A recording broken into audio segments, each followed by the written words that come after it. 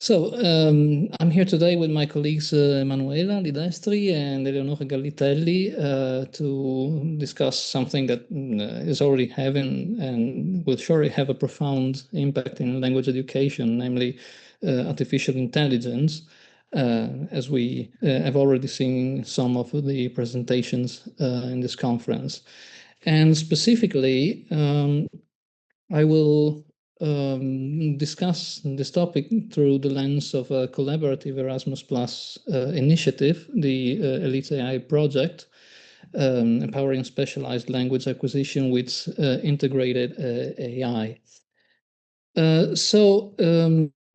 The integration of artificial intelligence into foreign language teaching and English for specific purposes instruction represents something that may fundamentally reshape pedagogical paradigms.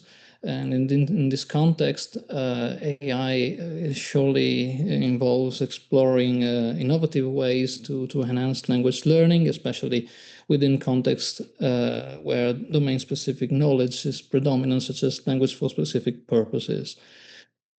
The introduction of AI technologies has created huge opportunities in language education. A major advantage is the ability to personalize learning through adaptive learning environments. AI has the potential to promote more engaging and effective language acquisition. And specifically, AI tools provide learners with real-time feedback on their language proficiency and progress, allowing for the creation of personalized learning pathways tailored to learners' specific needs. And furthermore, AI algorithms can dynamically adjust the pace, the difficulty level, and content of learning activities to optimize outcomes. As we will know, all this comes with some challenges too, because while the potential is huge, the integration of AI must address complex challenges. A key area of concern involves the ethical standards that must be upheld when refining these AI integrated approaches.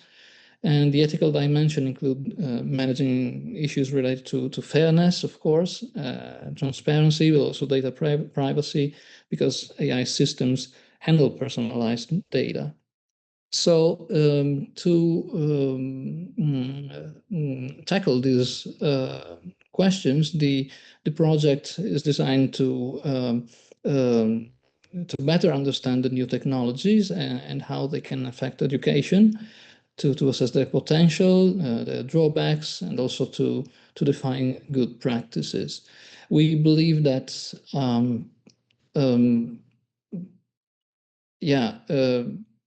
we believe that AI can be really useful tools, and artificial intelligence can contribute to modernize foreign language teaching.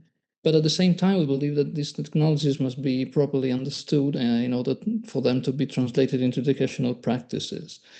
So the project is, as I said, a collaborative initiative involving the four European partner institutions, coordinated by the University of Transylvania in Brașov, Romania. The other institutions involved are the University of Maribor, Slovenia, Pula, Croatia, and of course, Udine.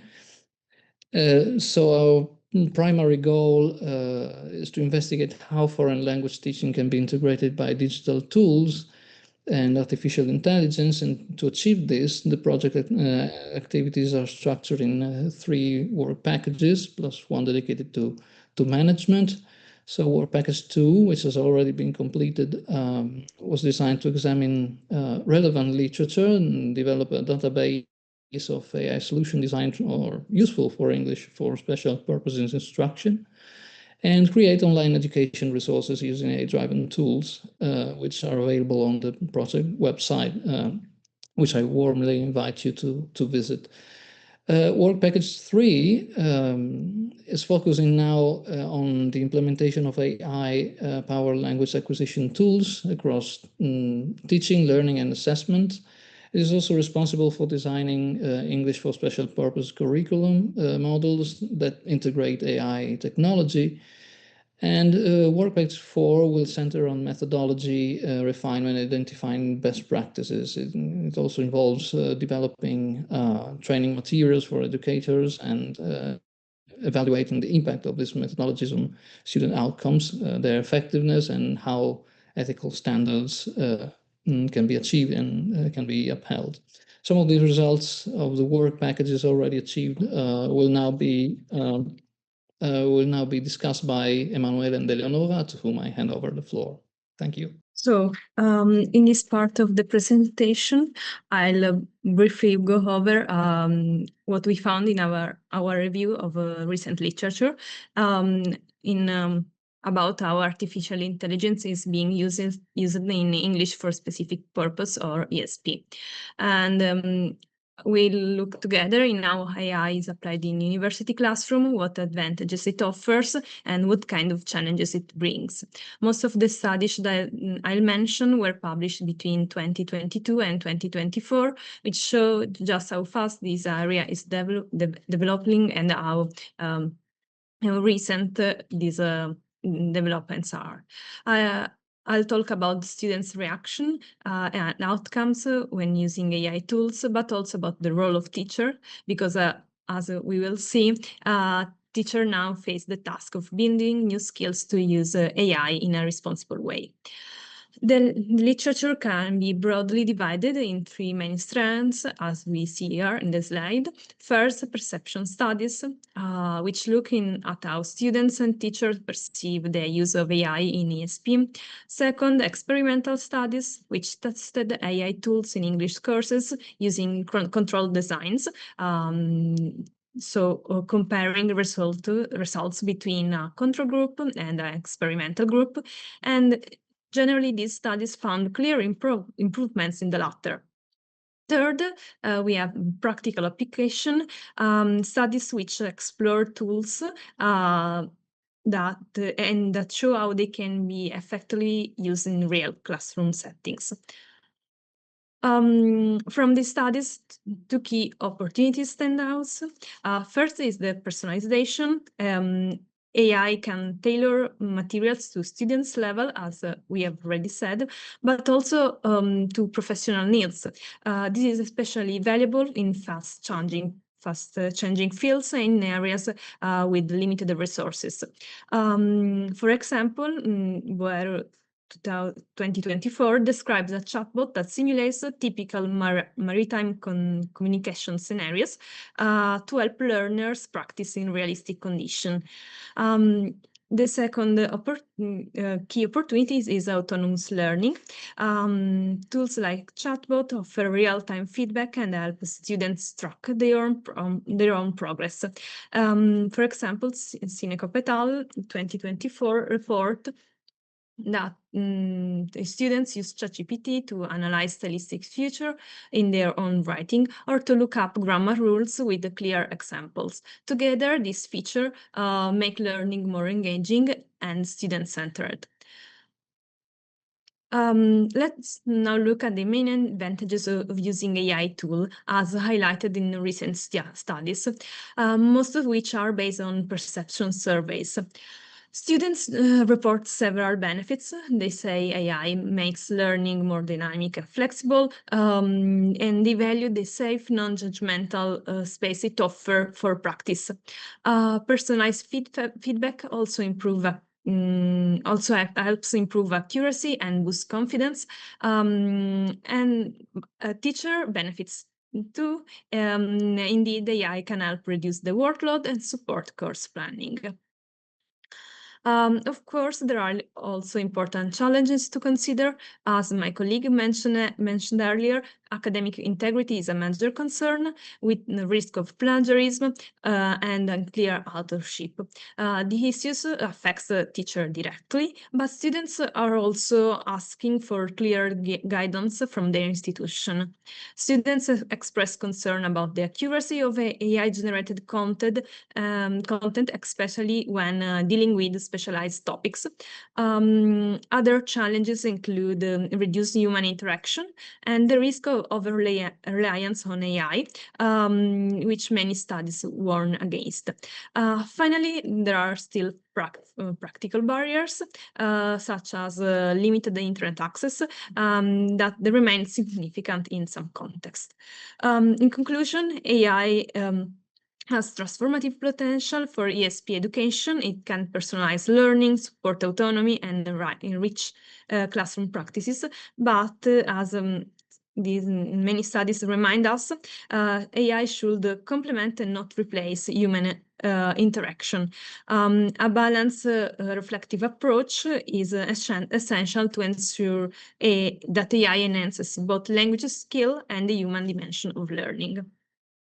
So my section focuses on the current phase of the Elite AI project, which involves putting AI tools into practical application. Work Package 3 deals with implementing AI-powered language acquisition tools across teaching, learning, and assessment, as my colleague just said. And it also involves designing English for specific purposes curriculum models that meaningfully integrate AI technologies. So basically, our goal is to promote innovative, adaptive teaching practices, creating AI-assisted learning experiences that make classrooms more dynamic and reflective.